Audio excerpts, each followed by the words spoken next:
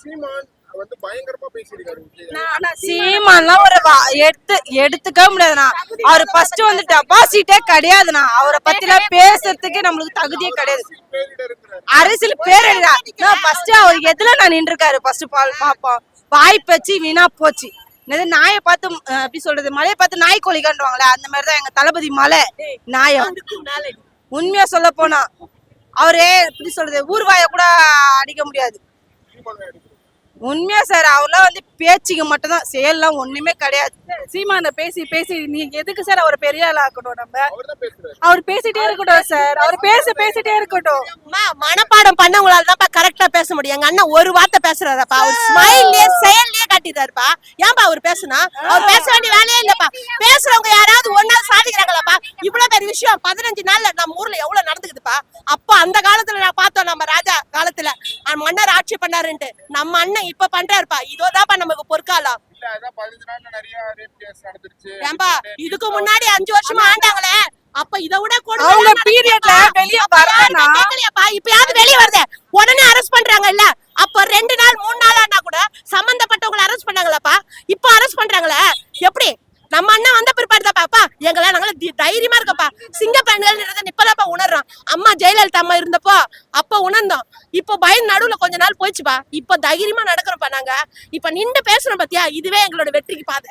இது வரைக்கும் இந்த ஆட்சியில இந்த மாதிரி படையங்களை இது பண்ணிருக்காங்கன்னா இந்த டிவிக்கேல மட்டும்தான் இந்த மாதிரி நடக்குது.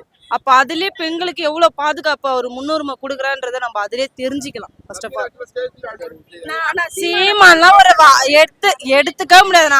அவர் ஃபர்ஸ்ட் வந்து டெபாசிட்டே கிடையாதுண்ணா. அவரை பத்திலாம் பேசுறதுக்கு நம்மளுக்கு தகுதியே கிடையாது.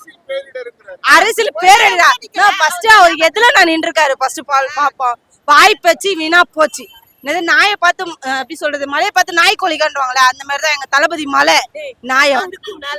உண்மையா சொல்ல போனா அவரே எப்படி சொல்றது, ஊர்வாய கூட அடிக்க முடியாது.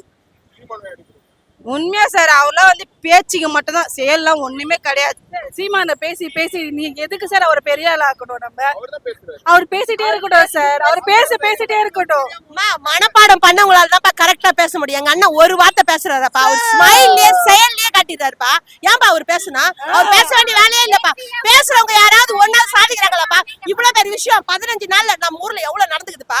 அப்ப அந்த காலத்துல நான் பார்த்தோம், நம்ம ராஜா காலத்துல மன்னர் ஆட்சி பண்ணாருன்ட்டு. நம்ம அண்ணன் இப்ப பண்றாருப்பா. இதோதாப்பா நமக்கு பொற்காலம். இதுக்கு முன்னாடி 5 வருஷமா ஆண்டாங்களே, அப்ப இத விட அவங்க பீரியட்ல வெளிய வரலனா இப்பயாவது வெளிய வருது, உடனே அரெஸ்ட் பண்றாங்க இல்ல? அப்ப 2 நாள் 3 நாள் ஆனா கூட சம்பந்தப்பட்டவங்களை அரெஸ்ட் பண்ணாங்களாப்பா? இப்ப அரெஸ்ட் பண்றாங்களே எப்படி? நம்ம அண்ணன் வந்த பிற்பாடு தான்ப்பா எங்கள நாங்கள தைரியமா இருக்கப்பா. சிங்க பெண்கள் இப்பதான்ப்பா உணர்றோம். அம்மா ஜெயலலிதா அம்மா இருந்தப்போ அப்ப உணர்ந்தோம். இப்ப பயன் நடுவுல கொஞ்ச நாள் போயிடுச்சுப்பா. இப்ப தைரியமா நடக்கிறோம்ப்பா. நாங்க இப்ப நின்று பேசுறோம் பாத்தியா, இதுவே எங்களோட வெற்றிக்கு பாதை. இது வரைக்கும் இந்த ஆட்சியில இந்த மாதிரி படையங்களை இது பண்ணிருக்காங்கன்னா இந்த டிவிக்கேல மட்டும்தான் இந்த மாதிரி நடக்குது. அப்ப அதுலயே பெண்களுக்கு எவ்வளவு பாதுகாப்பு அவர் முன்னுரிமை கொடுக்குறான்றத நம்ம அதுலயே தெரிஞ்சுக்கலாம். சொல்லட்டா, அவர்லாம் ஒரு ஆளே இல்லைண்ணா. சரிங்களா? ஏதாவது ஒரு இதுல டெபாசிட்ல ஜெயிச்சிருந்தா கூட அவர் பேசலாம் தளபதியை பத்தி. ஒண்ணுமே ஜெயிக்காம நீ வந்து சும்மா அணில் குஞ்சுன்னு எங்களை சொன்னாரு. இப்போ அவர் எலி குஞ்சு மாதிரி சுத்திக்கிட்டு இருக்காரு. வாயை வச்சு கத்திட்டு தான் இருக்காரு. கத்ததை தவிர வேற எதனா பண்றாரா சொல்லுங்க? சரி, தெரியாம அவரு விஜய்க்கு ஓட்டு போட்டோம், தெரியாம உங்களுக்கு ஓட்டு போட்டிருந்தா நீ என்ன பண்ணிருப்ப? ஒன்னும் பண்ணிருக்க மாட்டேன். இதே மாதிரி கத்திக்கிட்டு எல்லாருக்கிட்ட டிஎம் கிட்ட காசை வாங்கிக்கிட்டு சாட்டைய ஒரு பக்கம் நீ ஒரு பக்கம் பேசுறா. எந்த கட்சி தலைவனாவது அடுத்தவங்களை பத்தி ஏன் பேசுற? நமக்கு விழுற ஓட்டு கம்மியாகணும். 10 சீட்டு ஜெயிச்ச நீ இப்ப நீ ஒரு சீட்ல ஜெயிச்சிருக்கியா? ஒண்ணுமே கிடையாது. இதுக்கு காரணம் யாரு? உன்ன நீதான். உன் தலைவன் சரியில்லை. உன் ஆட்சி.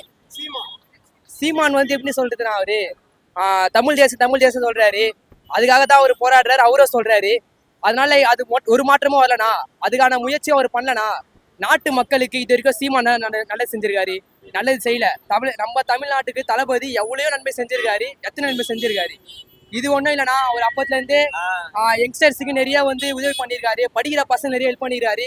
விஜய் மக்கள் இயக்கத்துல நிறைய வந்து இயக்கத்தை ஆரம்பிச்சு எவ்வளவு பல உதவிகள் செஞ்சிருக்காருன்னா, அதனால இன்னைக்கு அவரோட பலனை வந்து சிஎம்மா அனுபவிக்கிறாரு. வேற ஒண்ணுமே இல்லை. அவர் ஒரு உதவியும் செய்யலைனா, ஒரு முயற்சியும் பண்ணலனா இன்னைக்கு அவர் சிஎம்மா இருந்திருக்க மாட்டாரு. சீமான் வந்து இது வரைக்கும் தமிழ்நாட்டுக்கு எந்த ஒரு நல்லது செய்யலைனா, சும்மா மைக்க போட்டு மேடை ஏறி கத்திந்தனா இருக்கார் தவிர கத்துறதால எந்த பிரயோஜனம் வராதுண்ணா. நீங்க வந்து ஒரு ஒரு பெரிய விஷயமா ஒரு கொள்கையை நீங்க சொல்றீங்க, ஓகே தானா? ஆனா அந்த கொள்கையை வந்து நடைமுறைப்படுத்துங்க. நடைமுறைப்படுத்தினா மட்டும்தான் தமிழ்நாட்டு மக்கள் வந்து மாற்றத்தை வந்து விரும்புவாங்க. நீங்க ஒரு கொள்கையை சொல்லி அதை வந்து ஒண்ணுமே பண்ணாம ஒரு பிரயோஜனமே இல்லாம மைக்க பூச்சி கத்துனா எந்த ஒரு யூஸும் இல்லைண்ணா. நீங்க சொல்ற கொள்கையை நாட்டு மக்களுக்கு உண்மையா செய்யுங்க, கண்டிப்பா வந்து நல்லது நடக்கும், வெற்றி நிச்சயம்ண்ணா.